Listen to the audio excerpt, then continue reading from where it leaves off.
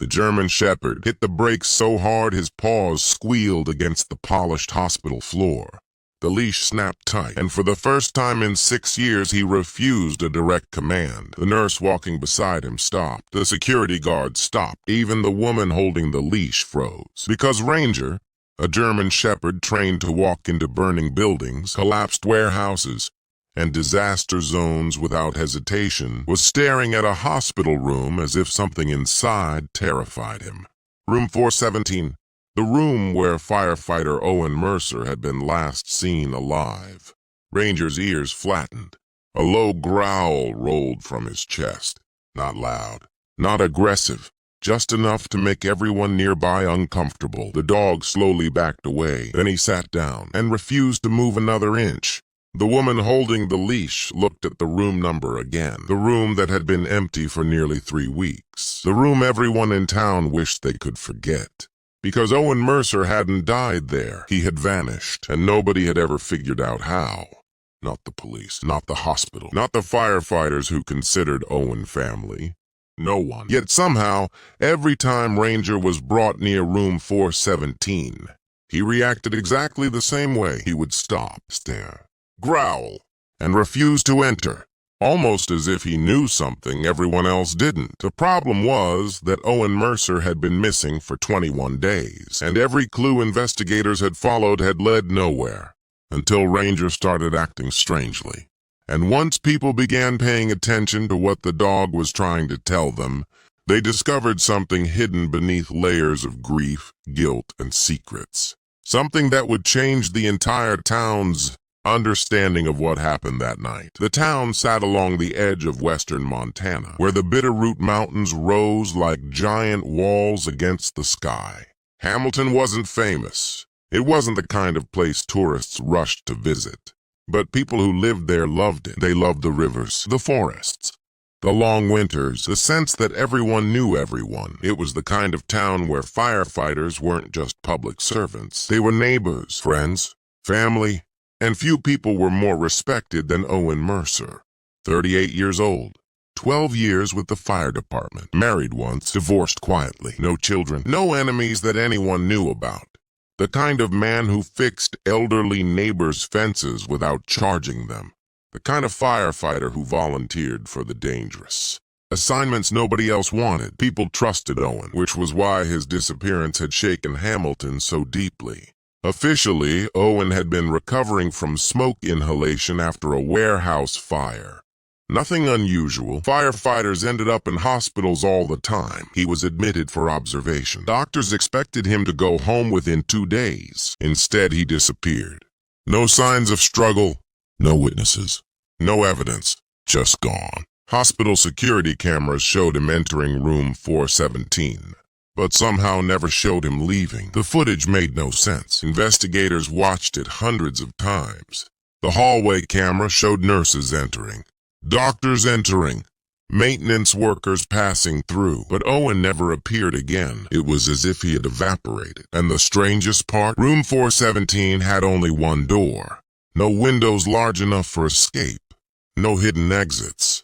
Nothing. The room simply swallowed him. At least that's how people described it. After 2 weeks, theories spread across town. Some believed Owen had suffered psychological trauma and walked away. Others thought he had staged his disappearance. A few whispered darker possibilities, but none of those theories explained the missing footage, or the missing man, or why Ranger suddenly became obsessed with that room. The dog had belonged to Owen's station. Technically, but everyone knew Ranger had chosen Owen as his favorite human years ago. The two worked together during search and rescue operations across Montana. Avalanches, floods, forest fires. Whenever Ranger wasn't working, he was usually following Owen around. The bond between them was obvious. After Owen vanished, Ranger's behavior changed. At first, nobody thought much of it. Dogs grieved too. Everyone understood that. But then the incident started. The first happened 17 days after Owen disappeared. A firefighter named Nate Rollins brought Ranger to the hospital for a community therapy event. Children loved seeing rescue dogs. The visit was supposed to be simple. Then Ranger reached the 4th floor, and everything changed. Without warning, he broke formation, pulled free, and sprinted down the hallway.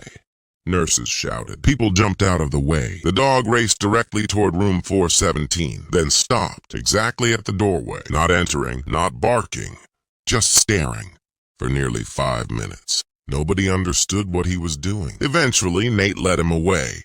But the next time Ranger visited, he did it again. And the next, and the next. Always room 417. Always the same reaction. Eventually, curiosity replaced coincidence. People started paying attention, including a local police detective named Claire Donovan. Claire wasn't the lead investigator on Owen's disappearance. That case technically belonged to the state authorities now, but Claire had grown up with Owen. They attended the same high school, shared many of the same friends. His disappearance bothered her more than she admitted. When she heard about Ranger's behavior, she initially dismissed it. Dogs noticed scents. That didn't mean anything. Except Ranger wasn't just noticing something. He was responding to something. The difference mattered. One afternoon, Claire decided to see it herself. She arranged another visit. Ranger entered the hospital calmly. Tail relaxed, behavior normal. Everything seemed fine until the elevator doors opened on the 4th floor. Then his entire posture changed. Claire noticed it immediately. The dog's ears lifted, his breathing slowed, his focus sharpened, almost like a switch flipping. Without guidance, Ranger walked straight toward room 417. Not hurried, not excited, purposeful, like he knew exactly where he was going. When he reached the doorway, he stopped. The growl returned, low, uneasy. Claire crouched beside him. The dog wasn't looking inside the room. That was what surprised her. He wasn't focused on the bed or the walls or anything within the room itself. He was staring at the floor, specifically near the corner closest to the bathroom. Claire followed his gaze. Nothing unusual, just hospital tile. But Ranger kept staring. Then he whined, a sound so soft she almost missed it. And for the first time, Claire felt something she hadn't felt during the entire investigation. Doubt, not about the dog, about the original investigation. Because animals didn't care about theories. Animals responded to reality. And Ranger clearly believed something important existed in that room, something humans hadn't noticed. That night, Claire requested access to old evidence files. The state investigators weren't thrilled, but they cooperated. Hours later, she sat alone reviewing reports, witness statements, security records, maintenance logs, everything. Most documents repeated information she already knew. Until she found a report nobody had discussed publicly. A maintenance request filed 2 days before Owen disappeared. Room 417, plumbing issue, bathroom floor leak. Minor repairs completed. Claire frowned. It seemed insignificant. Yet she couldn't stop thinking about Ranger staring at the bathroom corner. The same corner mentioned in the maintenance report. Coincidence? Maybe, but maybe not. The next morning, she visited the hospital basement, specifically the engineering department. An elderly maintenance supervisor named Dennis Briggs met her there. Dennis had worked at the hospital nearly 30 years. If anything unusual had happened, he would know. At first, Dennis struggled to remember the repair. Hundreds of maintenance calls came through every month. But eventually, something clicked. His expression changed. Actually, he said slowly, that wasn't a normal leak. Claire leaned forward. What do you mean? Dennis rubbed his chin. There was water coming from somewhere it shouldn't have been. Can you be more specific? The pipes were fine. Claire waited. Dennis looked uncomfortable. Then where was the water coming from? The old man hesitated. Honestly? Claire nodded. It looked like somebody had spilled gallons of water beneath the floor. A chill crawled up her spine. Beneath the floor? Yeah. He shook his head. Didn't make sense. Did you find the source? No. The answer hung between them, because hospitals weren't supposed to have mysterious water appearing beneath sealed floors. Claire requested the repair records. Dennis handed them over, then pointed to a blueprint cabinet. You know something else? What? The old section of the hospital wasn't built all at once. Claire stared. What old section? Dennis opened a yellowed blueprint. His finger traced a faded line. The 4th floor? Claire felt her pulse quicken. What about it? Dennis sighed. The hospital expanded back in the 70s. Then he pointed directly beneath room 417. And everything changed. Because according to the original blueprints, there was supposed to be an unused maintenance corridor running behind several walls. A corridor nobody had mentioned during the investigation. A corridor that technically shouldn't have existed anymore. Claire stared at the plans. Why wasn't this in the case file? Dennis looked equally confused. It should have been. The corridor appeared sealed decades earlier during renovations. But the records weren't clear. Some documents said it had been removed. Others suggested it had merely been closed off. No one seemed certain. Claire suddenly understood why Ranger kept staring toward the bathroom corner. If there was even a chance that hidden space still existed, then room 417 might not have been as impossible as everyone believed. For the first time in weeks, the mystery felt alive again. But Claire had no idea that the hidden corridor wasn't the biggest secret inside that hospital. Not even close. Because somewhere in Owen Mercer's final hours, another story had been unfolding. A story involving a frightened patient, a missing notebook, and a promise Owen made to someone just hours before he vanished. A promise nobody knew about, yet. And as Ranger continued returning to room 417, refusing to let the mystery die, the town of Hamilton was about to uncover a truth far stranger than a simple disappearance. A truth that would force everyone to ask a terrifying question. What if Owen Mercer hadn't been trying to escape the hospital at all? What if he had been trying to protect someone? And what if that protection had cost him everything? 3 hours after discovering the old blueprints, Detective Claire Donovan found herself standing in front of a locked maintenance door deep inside the hospital basement. The door looked forgotten. Paint peeled from its metal surface. Dust coated the handle. A faded sign reading "Authorized personnel" only hung crookedly from a single screw. Dennis Briggs stood beside her. "So this is it?" Claire asked. Dennis nodded. "As far as I know." "You've never opened it?" The old maintenance supervisor laughed nervously. "Not in 20 years. That answer bothered her. Hospitals were places of constant movement. Repairs, inspections, renovations. Entire wings changed every decade. Yet somehow nobody had entered this section in 2 decades. Claire stared at the rusted lock, then looked back at Dennis. "Let's see what's behind it." 10 minutes later, a bolt cutter snapped through the old padlock. The metal door groaned open. A stale rush of air rolled out. The smell hit first. Dust, mold, and something older.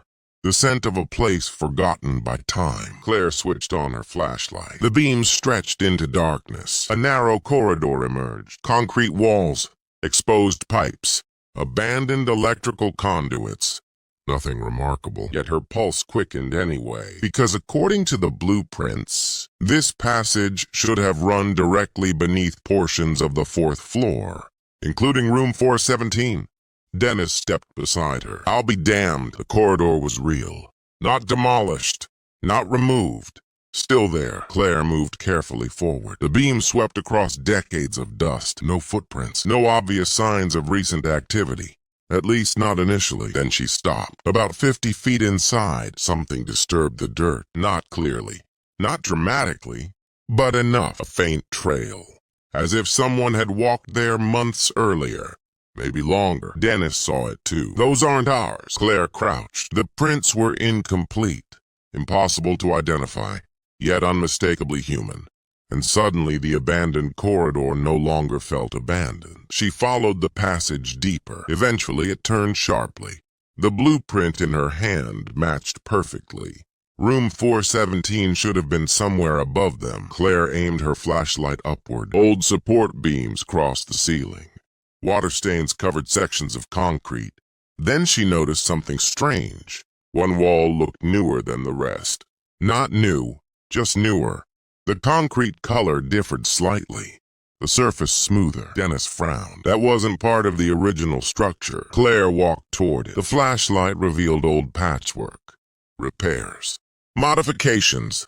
And near the center, a rectangular outline. Almost invisible. A sealed opening. The shape resembled a doorway. Her stomach tightened, because if she was seeing what she thought she was seeing, Someone had once accessed space directly behind room 417. The very room everyone believed had only one entrance. The impossible room. The room Owen Mercer had vanished from. Suddenly it wasn't impossible anymore. But solving one mystery immediately created another. If this hidden access existed, why hadn't investigators found it? And more importantly, who knew about it? By sunset, Claire's discovery had reached state investigators. Engineers arrived. Architects reviewed plans. Construction records were pulled from archives. The answers created even more confusion. Officially, the hidden doorway had been sealed 41 years earlier. Officially, yet engineers couldn't explain why parts of the concrete appeared significantly newer. Not recent, but newer than 41 years. Someone had altered the structure long after the doorway was supposedly closed. Nobody knew who. Nobody knew why. Meanwhile, Ranger continued behaving exactly as before. The following morning, Claire brought him back to the 4th floor. This time, she paid attention to every detail. The German Shepherd walked directly to room 417. Stopped, stared, whined softly. Then something unexpected happened. Instead of focusing on the bathroom corner, Ranger turned toward the hallway. He walked 20 feet, stopped outside another room. Room 423. Claire frowned. Nobody had mentioned room 423. The dog sniffed the door, circled once, then sat. The room belonged to a patient named Walter Briggs, 78 years old, retired forestry worker. Recovering from heart surgery. Nothing unusual, nothing suspicious, at least on paper. Curious, Claire knocked. A nurse answered. "Can I help you? I'm investigating Owen Mercer's disappearance." The nurse's expression changed immediately. Everyone knew the case. Claire pointed toward the room. "Did Owen ever speak with the patient inside?" The nurse hesitated. "Actually, yes." Claire felt a spark of interest. "How often?" The nurse thought for a moment. "A few times." "What did they talk about?" "No idea." The answer seemed harmless. But then the nurse added something unexpected. "The old man was devastated when Owen disappeared." "Why?" "He wouldn't say." Claire looked through the doorway. Walter Briggs sat beside the window, thin, pale, watching the mountains.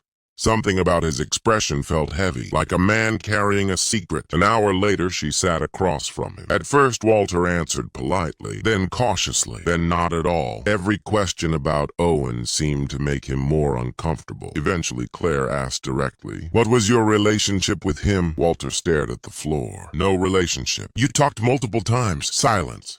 "Walter," the old man's hands trembled. Finally he spoke. "He was helping me." "Helping you how?" The room felt quiet. Outside the window, clouds drifted across distant mountain peaks. Then Walter whispered something unexpected. "He thought somebody was trying to kill me." Claire blinked. "What?" Walter swallowed hard. "I told him things." "What things?" The old man looked toward the door, making sure nobody else could hear. Then he leaned closer. "Things I shouldn't have known." Claire's heartbeat accelerated. "What are you talking about?" Walter closed his eyes. For several seconds he seemed unsure whether to continue.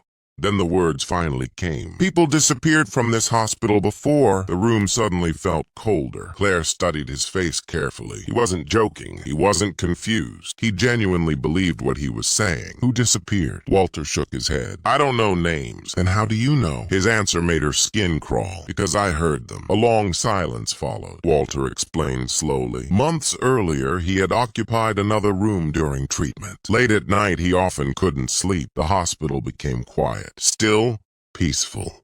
Then strange sounds began. Voices, arguments, movement inside walls. At first he assumed medication caused hallucinations, but the sounds continued night after night, until eventually he heard something else.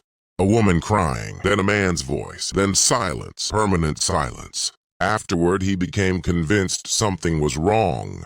Staff dismissed his concerns. Family members ignored him. Everyone assumed age had affected his mind. Everyone except Owen Mercer. According to Walter, Owen listened, not because he believed the story, because he respected the old man enough to hear him out.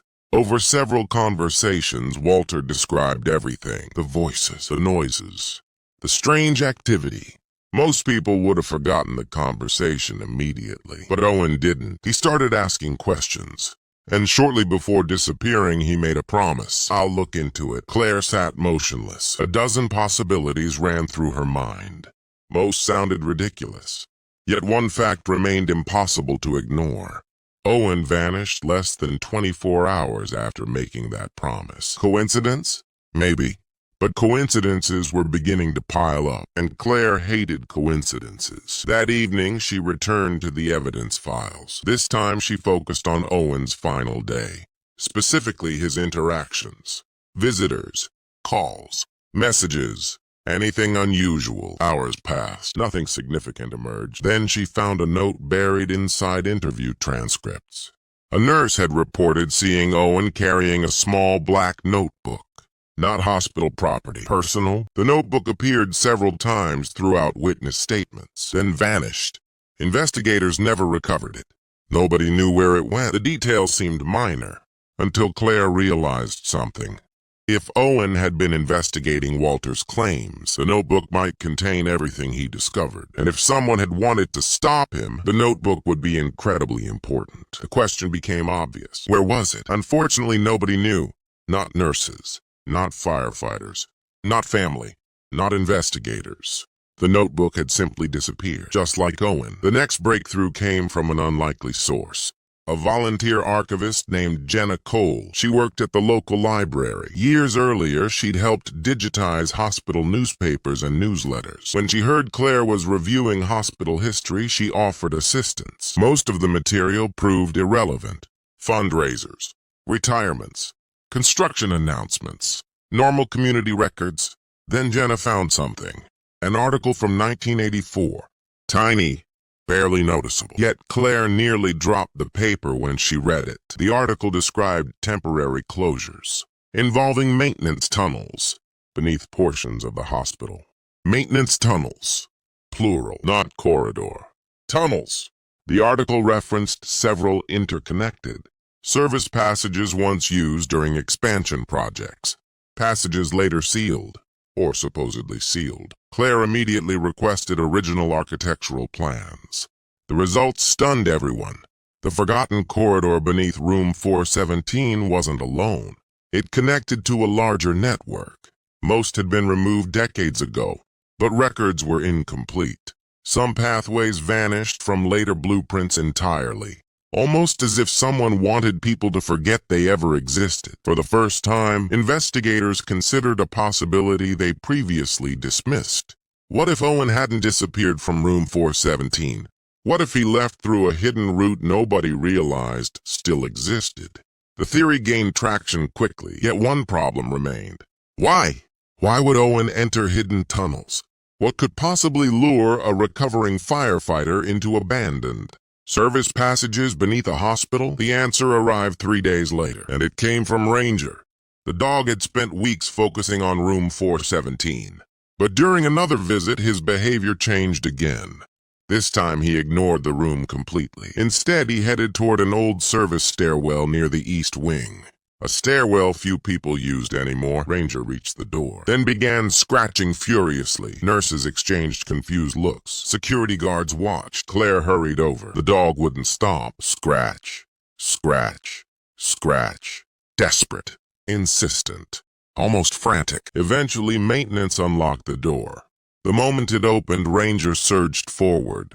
Down one flight, then another, straight toward the basement, toward the forgotten sections of the hospital, toward the hidden corridor. And when Claire finally caught up to him, she found the German Shepherd standing motionless in front of something investigators had somehow missed during their first search. A faded symbol painted on the wall, almost invisible beneath dust. 3 blue lines crossing inside a circle. Nobody recognized it. Not Dennis. Not engineers, not police, no one. But Ranger wouldn't take his eyes off it. And later that night, Claire would discover that exact symbol somewhere she never expected. Inside a photograph connected to Owen Mercer. A photograph taken only 6 hours before he vanished. And once she saw what was hidden in that picture, one horrifying possibility became impossible to ignore. Maybe Owen hadn't stumbled into danger. Maybe he had gone looking for it. And maybe he had found something buried beneath that hospital that Someone desperately wanted to keep secret. Claire barely slept that night. The photograph sat on her desk beneath the glow of a single lamp. At first glance, it looked ordinary. A group picture. 6 firefighters standing beside an engine outside the Hamilton station.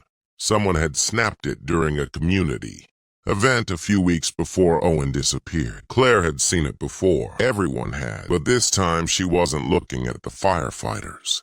She was looking at the background, specifically a sticker attached to a storage case sitting near the station wall. 3 blue lines crossing inside a circle. The exact same symbol Ranger had discovered beneath the hospital. The same symbol nobody recognized. At least nobody admitted recognizing it. Claire enlarged the image. The sticker was partially torn, weathered, old, easy to overlook. Yet once she noticed it, she couldn't stop staring. Because the storage case belonged to Owen, the realization sent her back to the fire station before sunrise. Most firefighters were just arriving for shift change. Coffee cups, yawns, morning conversations. Everything seemed normal. Until Claire carried the photograph inside, the room grew quieter. Not because anyone feared the picture. Because Owen's disappearance remained an open wound. People still expected him to walk through the door. Some part of them refused to believe otherwise. Claire found Nate Rollins near the equipment bay. The firefighter immediately recognized the symbol. Not the meaning, just the image. I've seen that before. Claire felt her pulse quicken. Where? Owen's gear locker. Recently? Nate nodded. A few months ago. What was it attached to? The firefighter thought carefully, then pointed toward the rear storage area. A metal box. Claire's heart sank. What kind of box? No idea. Where is it now? Nate shook his head. Haven't seen it since Owen disappeared. Another missing item. First the notebook, now a metal box. Neither recovered, neither explained, and both connected to Owen's final weeks. The pattern was becoming impossible to ignore. Someone, or something, had erased pieces of Owen's life after he vanished. The question was why. Hours later, Claire received another surprise. A call from state investigators. They had finally completed a deeper review of hospital security footage. Not the footage everyone had already seen. The raw backup files, the originals, the footage no one expected to reveal anything new, yet it had. A timestamp discrepancy. Tiny, just 78 seconds. 78 seconds missing from a camera feed covering the 4th floor east hallway. Initially, investigators assumed technical corruption. Digital glitches happened, but the timing bothered them because the missing 78 seconds occurred less than 10 minutes before Owen disappeared. Claire stared at the report. 78 seconds, not random, not hours, not a major failure. Just enough time for something specific to happen, something someone didn't want recorded. The discovery created a new problem. If footage had been altered, then someone inside the hospital either possessed access or assistance. Suddenly, the investigation widened. Employees were re-interviewed. Contractors reviewed, security personnel questioned again, and before long, witness statements began conflicting. One nurse claimed Owen seemed relaxed during his final evening. Another insisted he appeared distracted. A third remembered him asking strange questions about maintenance areas. Then came the statement that changed everything. A night janitor named Luis Herrera finally revealed something he never told investigators. Not because he wanted to hide it, because nobody asked. According to Luis, he saw Owen talking with a woman around midnight. Not a nurse, not a doctor, not family. A woman he didn't recognize. The conversation lasted less than 5 minutes. Then she walked away. Owen remained standing alone, thinking, watching her leave. What did she look like? Claire asked. Luis described her carefully. Mid-30s. Dark jacket, brown hair, nervous, constantly looking over her shoulder. The description matched nobody in hospital records. No visitor logs. No staff members. Nothing. It was as if the woman appeared from nowhere, then disappeared. Another mystery. Another unanswered question. And then Ranger made things even stranger. The dog had become increasingly restless during the investigation. Firefighters noticed it first. He spent more time searching, sniffing, watching doors, almost as if he expected someone to return. Then one afternoon, he escaped his handler again. Only this time, he didn't go to the hospital. He ran through town, straight toward the Bitterroot River. Several firefighters chased him, Claire among them. The German Shepherd covered nearly a mile before stopping. His destination surprised everyone, an abandoned riverside warehouse. A structure damaged years earlier during flooding. Nobody used it anymore. Windows boarded. Roof partially collapsed. The place looked deserted. Yet Ranger stood outside barking. Not wildly, not aggressively, purposefully, as though he wanted people to notice something. Claire entered first. Dust floated through shafts of sunlight. The building smelled of old wood and river mud. Nothing seemed unusual. Then she found footprints. Recent ones, not many, but recent. The discovery triggered a full search. Within 30 minutes, investigators found something hidden. Beneath loose floorboards, a weatherproof container. Inside sat several documents. Maps, notes, photographs, and one black notebook. Owen's notebook. For a moment, nobody spoke. Weeks of questions suddenly rested inside a single object. Claire carefully opened the cover. The first pages contained routine observations. Hospital layouts, names, schedules. Nothing dramatic. Then the entries became increasingly detailed. Owen had been investigating something. Not officially, personally. The notes referenced Walter Briggs repeatedly. The old patient, the voices, the hidden corridors, late-night activity, unusual maintenance access. At first, Owen seemed skeptical. Then his tone changed. The further Claire read, the more concerned he became. One entry stood out. 3 days before he vanished. Either Walter is imagining everything, or someone is using parts of this hospital nobody knows still exist. Claire turned the page. The next entry sent chills through everyone present. I followed noises tonight. Someone was definitely below the east wing. Not imagination. Not rumors. Owen believed he had heard something real. The notebook continued. More observations. More questions. Then another revelation. The mysterious symbol. 3 blue lines crossing inside a circle. Owen had drawn it repeatedly. Apparently, he'd discovered it in several hidden locations throughout the hospital. Old maintenance doors, storage spaces, sealed corridors. Always the same symbol, always hidden. And beside one sketch, Owen had written 5 words. Not a company logo. Then beneath it, it's a marker. A marker. For what? The notebook didn't say. At least not yet. But the final pages became increasingly alarming. The handwriting grew rushed, uneven, like someone writing while under pressure. One passage stood out immediately. I don't think they're using the tunnels anymore. Claire frowned. They? The next sentence answered nothing. Instead, it deepened the mystery. I think they're hiding something else. A cold silence settled over the warehouse. Every person reading the notebook felt it. The sensation that they were getting closer to the truth. Yet the truth remained frustratingly out of reach. Then Claire reached the final completed page, and everything changed. The entry was dated the night Owen disappeared, just hours before he vanished. The handwriting looked hurried, almost frantic. It read, "If anything happens to me, find Evelyn." That was it.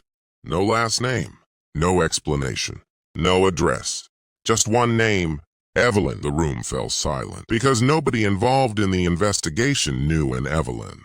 Not family, not firefighters, not hospital staff, no one. Yet Owen apparently believed finding her was important enough to leave behind as his final message. The notebook contained one more surprise. Folded inside the back cover rested a photograph. Claire carefully unfolded it. A woman stood beside an older building. Nothing remarkable, except someone had circled her face in red ink. On the back, Owen had written 2 words. She knows. For several seconds, nobody spoke. Then Claire realized something. The woman in the photograph looked strikingly similar to the unknown visitor described by Luis Herrera, the nervous woman who met Owen shortly before midnight. The woman who appeared in no visitor records. The woman who seemed to vanish into thin air. Evelyn. It had to be. And if Owen's final note was correct, she knew something important. Something connected to the hospital. Something connected to the tunnels. Maybe even something connected to his disappearance. But before investigators could begin searching for her, another bombshell arrived. State analysts finished processing the recovered documents. Most contained mundane notes. except one.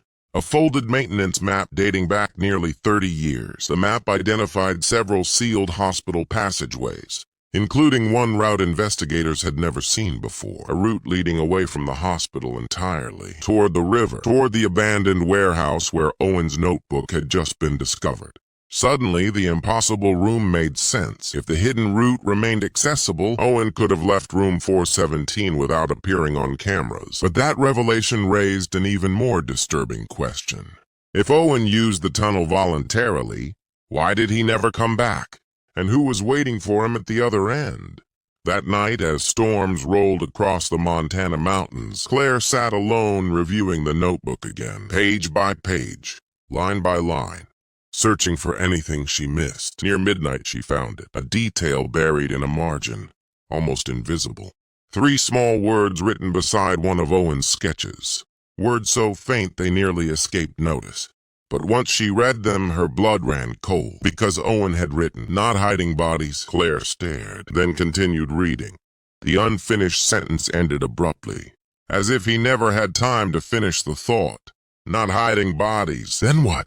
What could possibly be worse? Outside, thunder rolled across the valley. Inside, Claire finally understood something that had bothered her from the beginning. Everyone assumed Owen disappeared because he uncovered a crime. But maybe they had been asking the wrong question. Maybe Owen wasn't investigating what someone had done.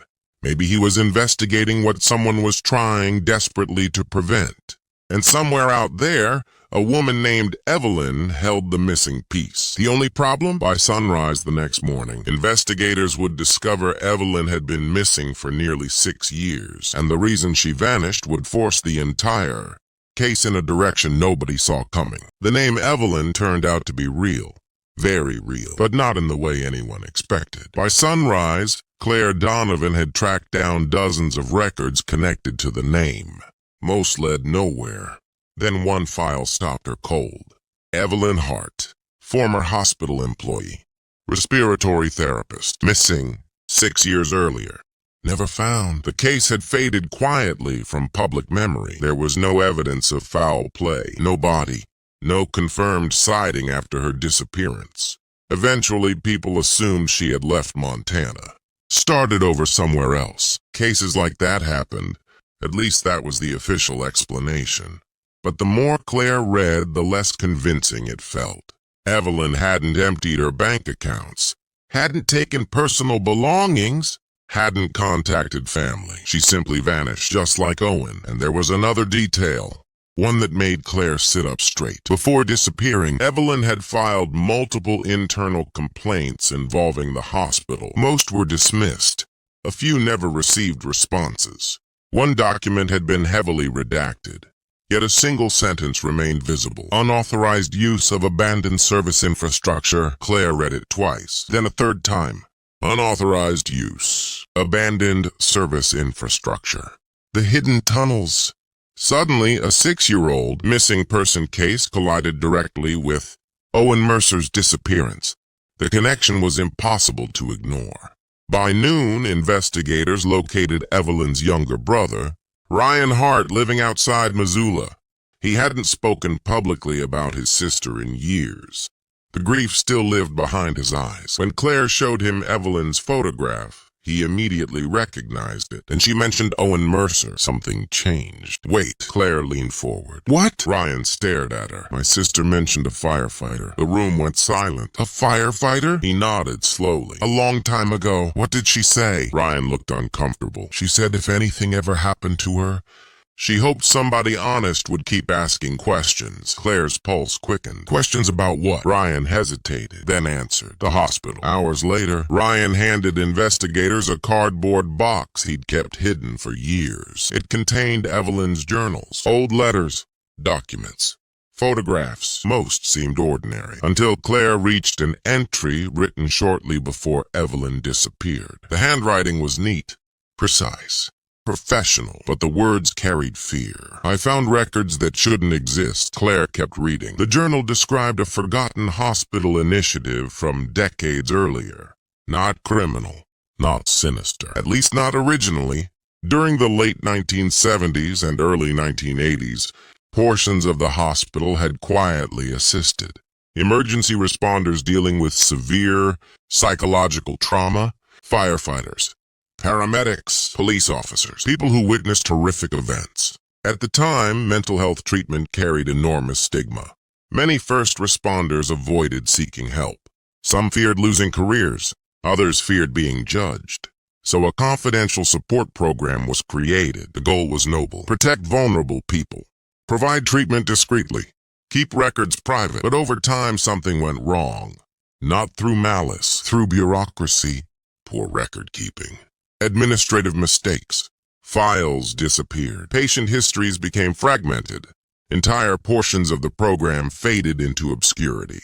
Eventually, the program ended. The tunnels remained, the forgotten rooms remained, and pieces of the records remained hidden beneath layers of renovations. Evelyn stumbled across those records accidentally. At first, she thought she had uncovered corruption. Then she realized something heartbreaking.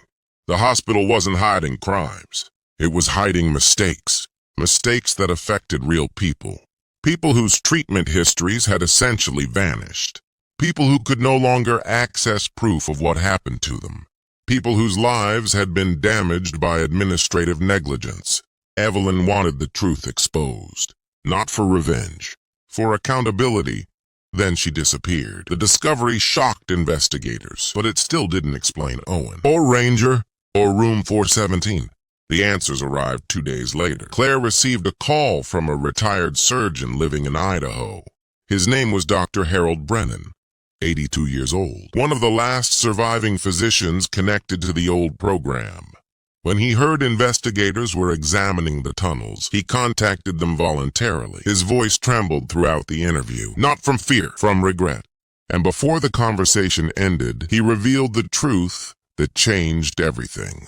Evelyn Hart hadn't vanished, at least not immediately. She met with him shortly before her disappearance. She had discovered the forgotten records, discovered former patients whose lives were still being affected, discovered people searching desperately for answers.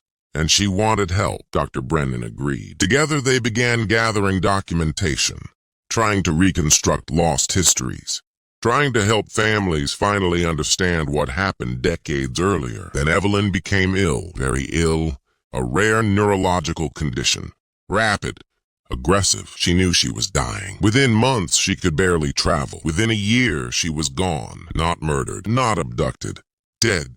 But before dying, she left instructions. Boxes of records, names, research, questions she hoped someone would eventually continue investigating. Dr. Brennan promised he would. For a while he tried, then age caught up with him. The records ended up stored, forgotten, waiting, until someone else found them. That someone was Owen Mercer. Claire felt goosebumps rise along her arms. Everything was finally beginning to align. Months before his disappearance, Owen had encountered Dr. Brennan through a community outreach event. The retired surgeon mentioned Evelyn, mentioned the records, mentioned unresolved questions. Owen became interested, then invested, then determined. Not because he suspected a crime, because he understood what trauma could do to people. Firefighters saw it every day. The forgotten patients mattered to him. The families mattered. The truth mattered. And once Walter Briggs started describing strange noises and hidden areas inside the hospital, Owen realized parts of Evelyn's story might still be physically hidden. That's why he investigated. That's why he kept notes. That's why he followed clues. But one question remained, the biggest question of all. What happened the night he disappeared? The answer came from a place nobody expected. Ranger. One final time. The German Shepherd had become quieter in recent days, not calmer. Focused, as though waiting. Then during another search of the abandoned warehouse, Ranger suddenly began barking at a wall. A plain wall, nothing special. Investigators almost ignored it, until the dog refused to stop. Workers examined the structure, tapped surfaces, measured dimensions. Eventually someone noticed a discrepancy. The interior measurements didn't match exterior measurements. There was hidden space, a concealed room. Hours later they opened it. Dust exploded into the air. Flashlights swept across darkness. Then every person inside froze. Not because they found a body, Because they found evidence. Boxes, hundreds of documents, patient records, letters, research. Everything Evelyn and Dr. Brennan had spent years preserving. Everything Owen had been trying to protect. And sitting atop one of the boxes was a sealed envelope, addressed simply for Claire. Nobody understood until they opened it. The handwriting belonged to Owen. The room fell silent. Claire began reading. The letter explained everything. Weeks before his disappearance, Owen discovered someone planned to destroy the records permanently. Not because they contained evidence of murder, not because they exposed a criminal conspiracy, because hospital administrators feared lawsuits. Fear. Embarrassment, liability. The records represented decades of mistakes. Mistakes nobody wanted revisited. Owen couldn't accept that. Neither could Evelyn before him. So he moved the documents, piece by piece, box by box, using forgotten access routes, using tunnels, using hidden passages, protecting them, preserving them. Then came the final night. The night of room 417. Owen learned the records would be removed within hours. He left his room voluntarily, used the hidden route, transported the final materials to the warehouse, and succeeded. The records survived. The mystery was solved, almost, because there was still one final question. Where was Owen? Claire's hands shook as she turned the final page. The answer hit harder than anything else. Months earlier, during the warehouse fire that sent him to the hospital, Owen suffered more severe injuries than anyone realized. Not physical injuries, neurological injuries. Hidden damage caused by smoke exposure and oxygen deprivation. Specialists discovered it late, very late. His prognosis was devastating. Progressive decline, limited time, no cure. Owen never told anyone, not friends, not co-workers, not even family. Instead, he focused on finishing what Evelyn started, helping people, preserving the records, giving forgotten families answers. The letter continued. By the time investigators searched for him, Owen was already gone. Not dead, gone. He chose to leave quietly, on his own terms, traveling west to spend whatever time remained with relatives he'd rarely seen. The letter included proof, medical records, transportation receipts, witness confirmations, everything. For nearly a month, investigators verified every detail, and eventually they found him, alive, living on the Oregon coast, watching waves crash against rocky cliffs. Much thinner, much weaker, but alive. The reunion wasn't public. There were no cameras, no dramatic headlines, just family, friends, and one German shepherd. When Ranger saw Owen again, nobody needed words. The dog sprinted forward, tail whipping wildly, whining, barking, circling, unable to contain himself. Then he pressed his head against Owen's chest and stayed there, as if making sure he was real, as if confirming he hadn't imagined any of it. Witnesses later admitted there wasn't a dry eye in sight. Not because the mystery ended, because of what the mystery truly was. Everyone assumed Owen disappeared because he uncovered evil, because people like simple explanations. Villains, crimes, conspiracies. But the truth was different. The truth was about responsibility, about unfinished promises, about one firefighter refusing to let vulnerable people be forgotten, and one German shepherd refusing to let people stop looking. Months later, the recovered records helped dozens of families obtain answers they'd sought for years. Former patients gained access to histories they thought were lost forever. The hospital publicly acknowledged past failures. Changes were implemented, not because anyone forced them, because the truth finally surfaced. And at the center of it all stood two unlikely heroes, a firefighter and a dog. Years afterward, people in Hamilton still talked about room 417. Visitors expected a dark story, a sinister ending, something terrible hidden behind the mystery. Instead, they found something more complicated and more human, because sometimes the deepest mysteries aren't about what people do for themselves. They're about what people do for others, the promises they keep, the burdens they carry, the sacrifices they make when nobody is watching. As for Ranger, he never returned to room 417, not once. The growling stopped. The anxiety disappeared. Whatever had troubled him there was finally resolved. Maybe it was Owen's scent. Maybe it was confusion. Maybe it was something no human could fully understand. But in the end, the dog had noticed what everyone else missed. Not a crime, not a killer. A question, a loose thread, a piece of the story that didn't fit. And because he refused to ignore it, neither did anyone else. The mountains around Hamilton still stand exactly where they stood when the mystery began. The river still cuts through the valley. Winter storms still roll across Montana skies. Life moves forward. It always does. But every so often, when people tell the story of the firefighter who vanished from a hospital room and the German shepherd who wouldn't let the town forget him, they remember something important. Truth doesn't always announce itself. Sometimes it survives because one person chooses not to walk away. And sometimes, when even people stop paying attention, a loyal dog keeps standing at the doorway, waiting until someone finally understands what he's been trying to say all along.